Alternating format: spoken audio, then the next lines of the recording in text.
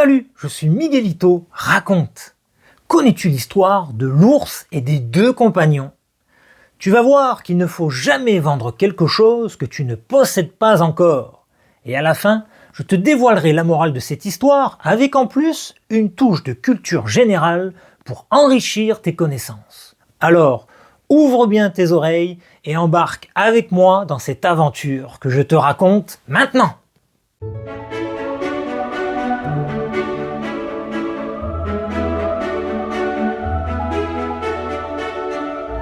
L'ours et les deux compagnons. Sur des chemins poussiéreux qui menaient vers une grande forêt où rôdaient des animaux sauvages, deux amis de toujours étaient à la recherche d'un moyen de gagner de l'argent. Alors que le soleil se couchait derrière les collines et que des villageois rentraient leur bétail, les deux compagnons se mirent à parler d'un plan un peu fou. Tu sais, si on trouvait une bonne idée, on pourrait devenir riche très vite. Ah oui, répondit l'autre. Mais laquelle? Eh bien, si on vendait la peau d'un ours. Ah oui, c'est une excellente idée, mais on n'a pas d'ours. Justement, on en attrapera un demain. Et comme ça, on aura l'argent tout de suite. Séduits par ce plan, ils allèrent voir un marchand de fourrure à la grande ville.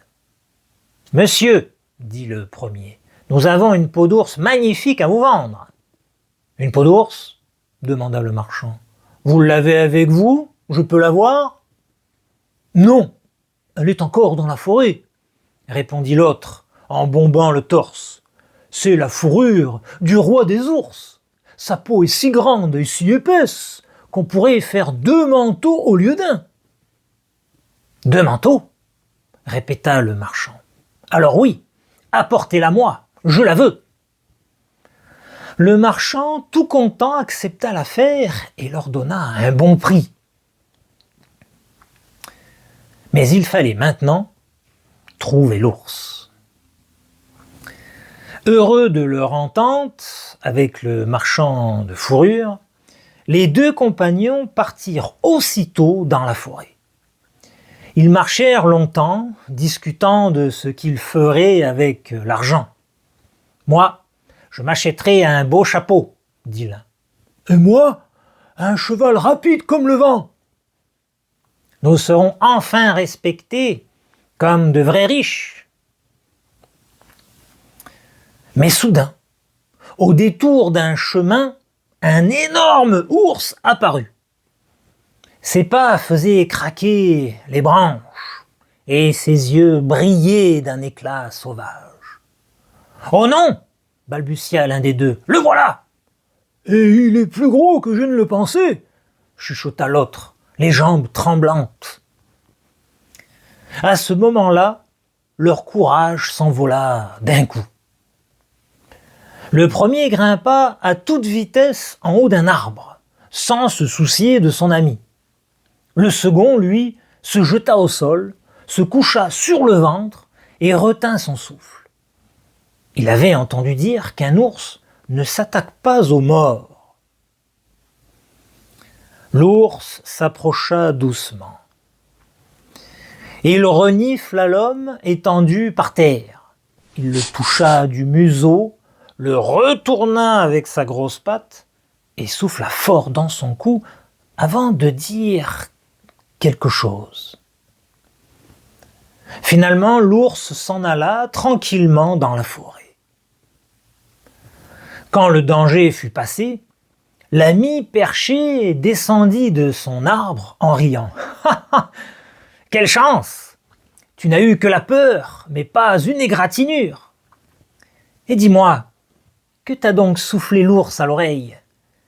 Il avait l'air de te chuchoter quelque chose. » L'autre se releva, secoua la poussière de ses habits et répondit.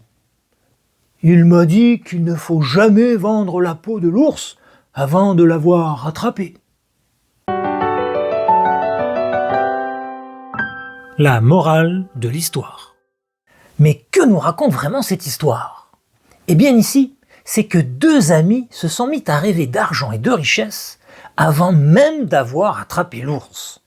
Ils faisaient déjà des plans sur ce qu'ils achèteraient et sur la fortune qu'ils auraient, alors qu'ils n'avaient rien entre les mains. Quand l'ours est arrivé, leurs belles promesses se sont envolées comme des feuilles au vent. L'un s'est enfui dans un arbre, l'autre a dû feindre la mort pour survivre. Ils ont alors compris, un peu tard, qu'il ne faut pas compter sur quelque chose que l'on n'a pas encore. Cette histoire nous apprend donc à rester réaliste et patient. Il faut d'abord accomplir une tâche avant d'en récolter les fruits.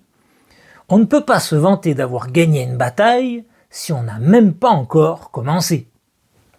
Mais dis-moi, est-ce qu'il t'est déjà arrivé de faire des projets ou de te réjouir d'une chose avant même qu'elle soit vraiment à toi ?